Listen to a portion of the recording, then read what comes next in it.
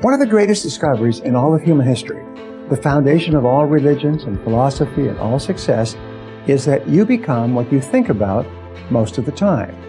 Is all the previous thoughts in your life have led to a very complex program in your mental computer, sort of like a GPS system that guides you and directs you every minute of every day. If you want to change the results you're getting in the outer world, you have to reprogram your system so it takes you to a different destination. And there's several ways to do it. Let me just give you a couple of ideas. Number one is to set a clear goal of where you want to be and what you want to do and what you want to achieve sometime in the future. It could be as simple as saying, I earn X number of dollars by this particular year. Always start a goal with the word I. Always follow it with an action verb, I earn. Be specific about the amount, not just more money, but the exact amount by this particular date. This is accepted by your subconscious mind as a command, like a command from head office down to the manufacturing floor. Your subconscious mind then accepts that command as an order and goes to work to bring it into your life, and it works 24 hours a day. So everything starts with your making a positive statement about a desired future event, but you always say it in the present tense as though it were already true. You don't say, I will lose this amount of weight. You say, I weigh this number of pounds. The second thing that you do is you visualize and create a mental picture of your goal as if it were already a reality. Remember, all changes in your life begin with a change in your mental pictures. For example, let us say that you want to have a beautiful house or a beautiful car.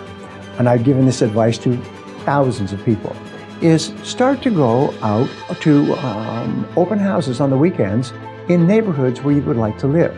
My wife and I did this at the very beginning when we were married and living in an unpaid-for condominium. Within a year, we were in a house in that neighborhood.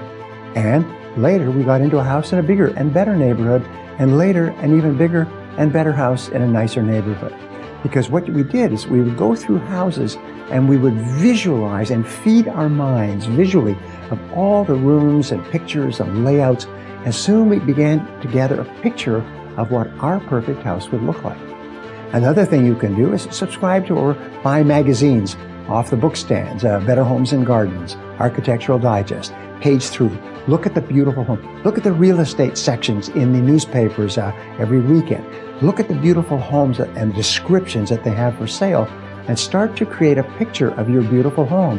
And you will be absolutely amazed at how fast you find yourself in the home of your dreams. Now, another thing that you can do is act as if you already had the goal that you desire. So let us say, for example, you want to be financially independent. You want to be financially successful.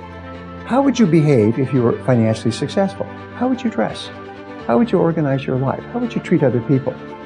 Sometimes I say, imagine that you are financially independent. You're independently wealthy, and you're only doing your current job as a courtesy to your boss and to keep yourself busy during the day. But basically, you're an extremely wealthy person. You've inherited an enormous amount of money from some source. How would you behave if you were already the wealthy person that you desire to be? Many people don't realize that if you behave like a poor person, there's an old saying that poor folks have poor ways. If you behave like a poor person, you'll always be poor.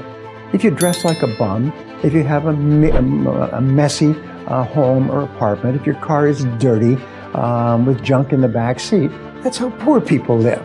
And what happens is you're surrounding yourself with the image of being poor. And you cannot change your outer world until you change your inner world. And one final thing that you can use to reprogram your mind is to talk to yourself positively about the person that you want to be and the things that you want to have. When you see a beautiful car, you say, I drive a car like that pretty soon. When you see beautiful clothes, you say, oh, those are the kind of clothes I wear. When you see beautiful homes, you say, I'm going to live in a house like that. Just keep talking to yourself about the things that you want to have and the person that you want to be,